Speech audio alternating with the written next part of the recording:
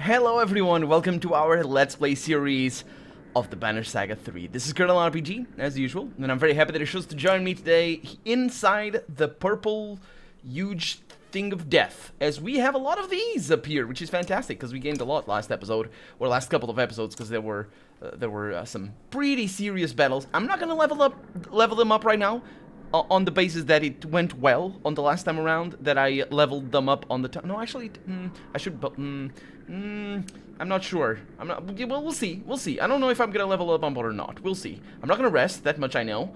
Well, even though that doesn't seem to be too much of a downside to that. No, there is. There is, because they're hunting us. I should probably not rest.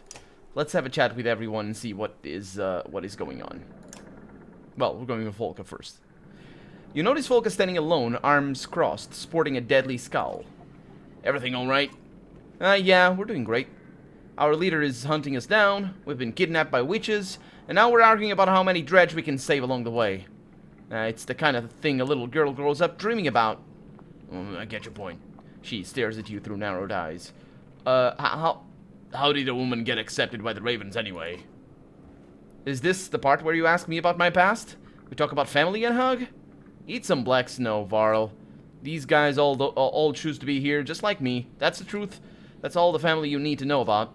Considering you didn't even mention family, you doubt that's the whole story. But you let it drop. Actually, her story should be... I mentioned it before.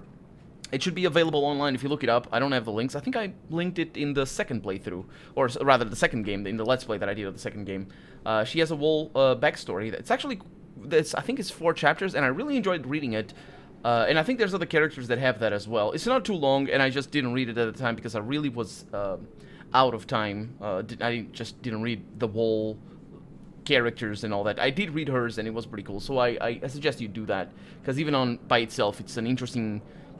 It's writing and it's nice, so yeah. You still care about Bulwark? Are you trying to piss me off? Imagine little Alette hunting you through the darkness, trying to rip your heart out. Now imagine some Arsika accuses you of having feelings about it. You notice Volka's hand instinctively go to the axe Bulwark had thrown at Iver a few days back. What do you plan to do with that axe? Its name is Claw, and what I plan to do with it is my business. Can we agree to keep it tucked away? If the sight of it scares you, then yes. I'll keep it safe and snug right here. I'm not suicidal, Iver. I'm not going to plant it in a Valka's skull. Not right now. Are you always this pleasant to be around? I never asked to be around you. I always heard the Varl like their space. Well, you're not wrong. Must be nice to be accepted for something like that, she says. Not with a hiccup, though. That was mine. My kind treat you like you're diseased if you don't act right. But the Ravens, they don't judge. It's not like I want to be completely alone. I just don't need tedious, pointless conversations with every idiot who has an idiot opinion. Go on. Nah, damn it all. You got me talking about my what? Mise? Is that like the beginning of a word? Are we done yet? She asks. Yeah, we should keep going. I get why you came over now. Juno's ready to go. Nah, I came on my own. You know, I used to be great at telling when someone is lying, but it sure is harder these days, isn't it? You know what I mean? Let's get something straight. I'll take talking to you over Juno, but you're no Raven. And whatever happened to Bulwark, I'm not convinced that he doesn't have a good reason for what he's doing. So don't give me a reason to let him, and don't try to get close and friendly. Actually, now that she mentioned Bulwark again, and of her own free will, I get the comparison of Alette going after him. Like, it's a very... I never... Like, Volka and Bulwark, I thought they were good friends before. They definitely had a very close and sort of intuitive relationship, which is a really cool thing to do in writing. It's harder to pull off in cinema and in just sort of pictures. Moving pictures, I should say. But in writing, it's very easy to do. 2 characters that are in tune with each other, that don't need to talk too much, that sort of act towards the same goals. And I got the impression that they were like that. They did bicker a little bit every once in a while, but that I think only strengthened the apparent friendship that they had together. I think it was out of line for Iger to suggest if she had feelings for him, for Bulwark. I don't know why he would say something like that, apart from just, you know, I don't know, just sort of commonplace, really.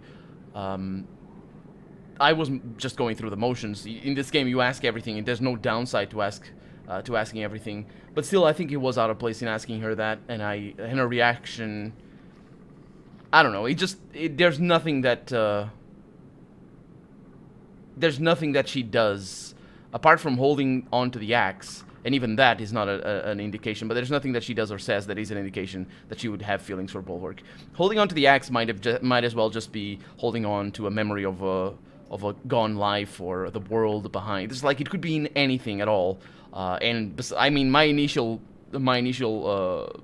interpretation of her actions was just, oh yeah, a new weapon, get it, it's upgraded, yeah, it's good. But that's because I'm playing a game, so maybe in real life it would be, or maybe if I were a little bit more detached from the gameplay, I would have thought of that a little bit different. Alright, Folka, you made yourself clear. Good, then we might get along. Now excuse me while I gather the unkindness. Unkindness? Yeah, that's what they call a flock of ravens, Iver. Fitting, don't you think? Morale has improved. Brilliant, I'm definitely not sleeping. And it's great now. Oh, I thought the purple was better than blue. Than green, sorry. Apparently it's not. Let's have a chat with, I don't remember her name. Alfred, that's why I don't remember her name. I never really looked closely at her character model. Is it supposed to be burns in her hands? Because that is weird, if that's the case. Although, I don't know. I always thought that she had there's a name for a skin condition. Michael Jackson had it. And there's other people that are famous as well, that not as famous as Michael Jackson, mind you, but that are famous that have it as well. But I don't know what it's called. I actually have a friend, or had a friend. Oh, he's still alive, I hope. Just I don't see him anymore because he was in high school, not in high school, in college, university. That's not the same thing as college, is it? Anyway, I had a friend who had also that. And yeah, I thought that was that, but I'm thinking it might be paint. Because she looks very pale. Very, very, very pale. And her hair is also, I mean, it's yellowish, blondish, but it's like very white. So she might be an albino. I don't know. Does it say albina? Is it? I don't know. Anyway, she might be that. And on top of that, having her burns there, I wonder if those are connected, but we never really got her backstory. Again, it might be a character that has a backstory. Anyway, Alfred finds a quiet moment to make her way over to you, leaning on her staff. Why didn't you tell me, Varl? Tell you what? About being the destroyer? Well, it isn't something that comes up often in conversation. You'll have to excuse me, I don't always know how to speak with people. I spend a lot of time alone, or with the sculptors. That's the first time we're hearing that word, actually. The sculptures? Well, more precisely, they say something like, we who shape the stone? But it's close enough. You didn't think the Dredge called themselves Dredge, did you? There's quite a lot I've learned from them. Actually, well, it is true that the Dredge wouldn't call themselves Dredge. But it's still, I mean, Dredge doesn't hold a meaning. Unless he does and I'm mistaken.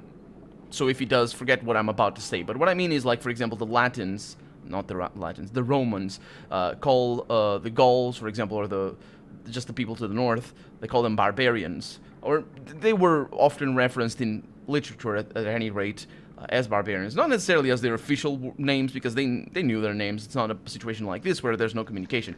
But still, if Dredge doesn't have a meaning, and I don't think it does sort of, it's like the Zerg, the name Zerg just sounds a little bit bleh, and Dredge sounds a little bit bleh as well, but still, it's just a name. So when you call something a name, like a country, for example, I don't know, Germany, for example, the word Germany in English is very different from the word Deutschland in German.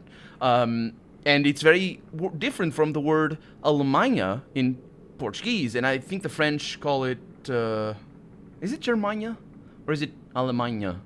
I don't know, but it's the French have one of these three. So it's three different words for the country, but they still mean the same thing. It's just different ways of saying, or different even names to the country. They have different origins because, of course, that's just how language works. But you're not gonna, you know, if a German shows up in Portugal and knows how to speak Portuguese, I'm sorry, they're not gonna refer to their country as I don't know, Germania or something like that, because that's just sort of weird, and that would be sort of more or less the direct translation of the word Germany, or much less the direct translation of the word Deutschland, which would be even weirder for us, or for us Portuguese anyway. But you see what I mean? It's not like she's telling us, and rightly so, she's telling us the name that they call themselves, which is awesome.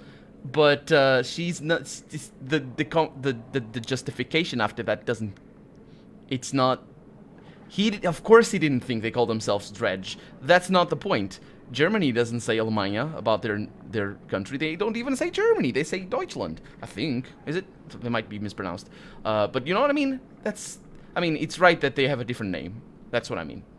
But again, if Dredge means the scum, which it kind of sounds like it does, then all that I just said doesn't matter. There's some things you may know, many secrets. No, some things you may know, many secrets, she says. How did you learn mending out here on your own? Mending? Call it what it is. We pluck at the threads of reality. Almost anyone can see them, if you know how to look. Who do you think taught the teachers? The gods? And who taught the gods? Even godlier gods? Anyway, you see my point. Don't think so highly of your mender friends. They're more dangerous than they let on. How do you mean? I trained to be a mender when I was just a girl. They tried to kill me, believe it or not. The Varl right there was the one sent to do it. She points at the figure of Bercy snoozing on the hard ground. I don't think he even remembers me. I looked a little different back then. But I escaped. Not before learning some things. I think we might be touching on the reason why she has those burned hands. They train, she says, they train their simple-minded menders to heal stubbed toes and raise walls. It's a fine distraction from the powers the Valgard really wield. But if an apprentice doesn't have the skill to control their powers, they're a threat to the mender's reputation. And if you show too much skill, well, you're an even bigger threat. So the sculptures see you as a friend? Well, you all need to stop looking at everything as us and them. Some of them are friends, others are not, the same as any people, anywhere. And I understand how hard it can be to see past your differences. Impossible sometimes. But so many don't even try. So what kind of secrets are you talking about? What? For nothing? No, wait, what? I can't go back. For nothing? I'm nothing if not a trader of knowledge, you know? The rarest secrets don't come cheap. Oh, cheap, she says. Yes, I understand. For nothing, she's saying. You're asking me that for no money. This game, the writing in this game and in the previous two games has a lot of these turns of phrases where it is not immediately, especially for me who's reading and just giving intonation to the sentences, it's really hard. And also because I have to have double the concentration when I'm reading because I need to say the things, but I also need to understand them. But for me, it's more difficult than for somebody that's just playing the game. So I might be biased in my interpretation, but there's a lot of lines that just come out of nowhere, and it's the line after that that kind of retroactively give it a specific meaning, and that was very jarring at the beginning of the game for the first game for me, and took a little while to get used to that. How about this, she says. In exchange for telling me how you became the Destroyer, I'll tell you something you may find quite important. What do you say? Well, if you promise to keep it to yourself. I do. The Sunder I killed, Raze, it was no legendary battle. When I brought her head back to the other Varl, they invented their own stories. The truth is, I got separated from my allies and found her out in a snowstorm, alone. She was cradling an infant. My axe accidentally killed the child. She didn't even put up a fight after that. Indeed. It was Bellower's child, Iver. How are you so certain? Completely. No, actually, he asked, how are you certain? Consider that our trade. There's more to tell at another time. Maybe. Okay, we should be going soon. After you. Just one more thing. Are those Varl horns on your staff? And she laughs with genuine mirth. Nothing to worry about, Iver. They were a gift that I treasure very much. You see, I have friends of all sorts. But as you said, we should be going. Another story for another time, perhaps? Brilliant. This is great. This is great. Okay, so I'm definitely leveling up. It's too dangerous not to. I don't like any of this situation. So we have Bercy, who's not maximum level, which is great. Iver is... actually, the injuries... What level are you, Volka? Nah, man, that sucks. What about you, Ivan? That sucks as well. And she's... yeah, it's pretty bad. It's pretty bad. We got Bercy. You could bring Sigbjorn in. Yeah. Can he actually be upgraded or leveled up? I mean, he can. I should probably want to have him at level 10. But the good thing is Bercy's level 8, so that's gonna be alright. Let's see what Bercy is, actually. So he's mostly a strength-based, resist 3 armor. That's nice. Let me lower the sound, because that ping is really, really hard. And I don't like it. So, yeah, it's just a normal Warhawk, as it were. Okay, so, for Bercy, I have 2 points over there, but I will level him up a little bit more. I'll promote him that. I'll promote him that. And I don't have enough for that. Okay. And I'm gonna put you over there. I'm gonna take that away. And I'm gonna give you this. Yeah, put it over there. The drag didn't work immediately. And Sigbjorn is now up to that. That's pretty good. If I want any of these, that would be nice. But what I want from him, let's see. So we have a tank in Iver. Heroic title available. Well, he's already heroically titled. Shut up. Don't tell me this. Yeah, he's maximum level. So he's got tanks. He's just tank like mad. Just tanks. That's what he does. He has a lot of break, which is nice. So what I probably want from Sigbjorn would be some criticals or something like that. That said, it's still true. I love having tanks. So I might set him up for that as well, especially for the Varl, because they're so exposed. It's just really, really hard. So I'll try to get him as protective as possible. Regenerate armor, 20% to resist those. That's nice. He's not. Yeah. The strength damage is a problem. So what I want is to avoid strength attack and resist strength damage. And we got that. And eventually we'll go up on those. He's got the Tempest and the Sundering Impact, and also Heavy Impact, which does other damage. So that's pretty good to have him there. Ivan is really injured. Actually, it's not. He's not as injured. No, he is. If it's 4 days, what's his current health? 7. It's at 7, but it's probably -4. So it's probably very easy to kill, which might not mean much. I might just go with it. Folka, on the other hand, I don't want her getting injured, so I'm not promoting her. I'm actually taking that away. I don't know if I should give him that. I think I might want that. This. And give the strength to someone else. So you got extra will per kill. Oh, that's not very good. I don't want that.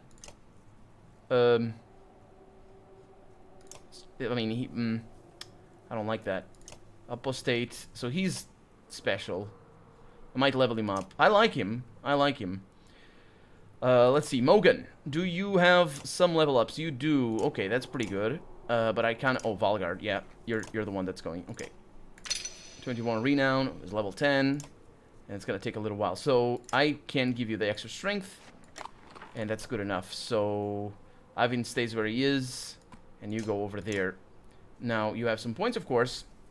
And you are the shield and the bloody flail. Now the bloody flail is amazing, and I really enjoy it. It also got a lot of break, chance to puncture. Basically, that ignores armor. I think. If that like I like that. Avoid armor attack.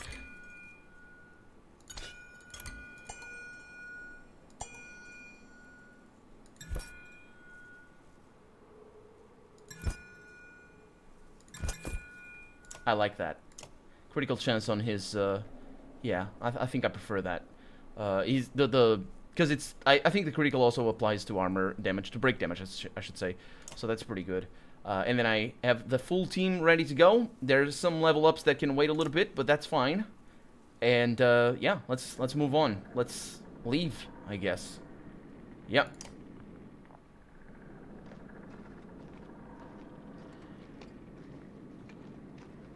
They didn't even add soundtrack over here. Oh, they stopped? It's just complete silence. Just the footsteps.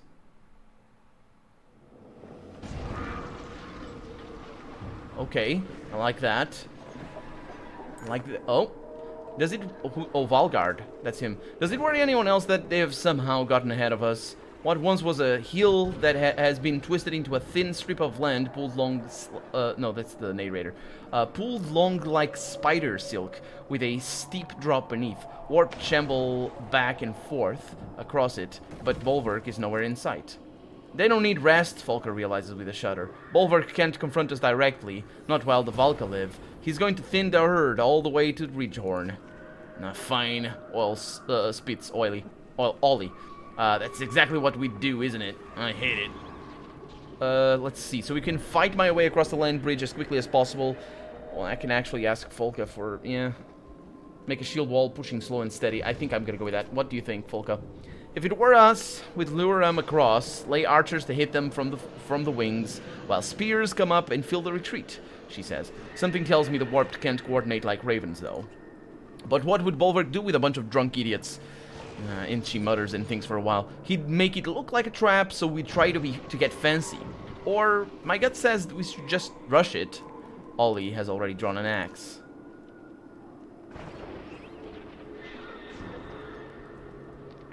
I don't like this.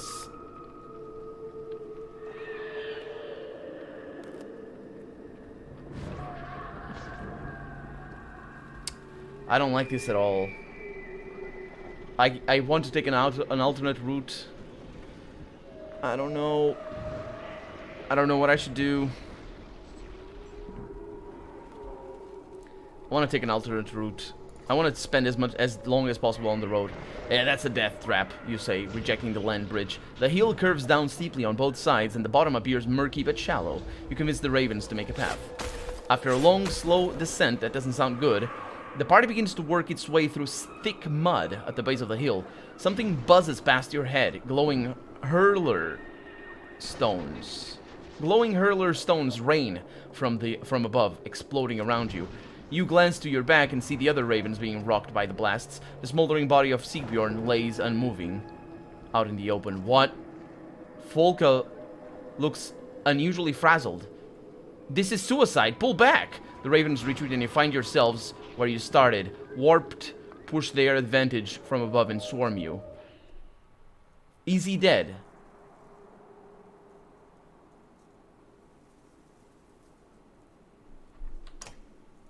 Nope. Nope. Nope. I spent a bunch... Nope, it's not dying. I'm sorry, this is a hard difficulty, and that would be death. That would be game over later on. And I mean, it's still possible that we're gonna get a game over, by the way. It's still completely possible that later on I'm just not gonna be able to fight a specific battle. I'm just not gonna be able to do it. And that danger looms over my head. That this guy was just leveled up. Just leveled up. Nah, I'm not doing that. And I have never done this before in the game, but this is just because I'm playing on hard. If it weren't on hard, I'll just have gone and, well, there it is. It's not the first person we lose. And actually, I think we lost people in this very game. But I'm not really sure about that. In this very, the third game. So I'm going to ask her for advice. And I'm going to make a shield wall and push slowly. Give me the shield, you say, gathering everyone else who can hold one. Stay on the inside, push them over the edge, and don't break formation. As you batter another warped body over the edge of the bridge, an explosion rocks your shield, splintering it. The rest hesitate, held in place by the barrage. Slingers! Shouts Folka. Push forward or jump, weaklings! Yep, we're fighting. Okay, this is much better. The part that I have Sigbjorn.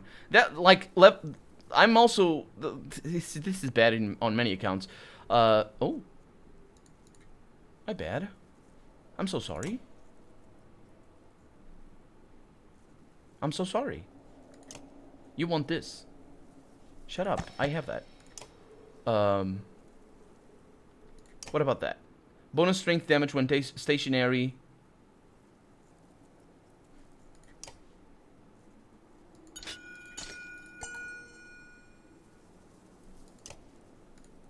This is good for you.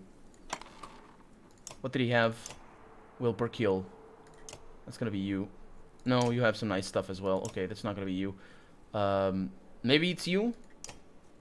No, I mean everyone has... Well, it's gonna be her. Let's do this thing.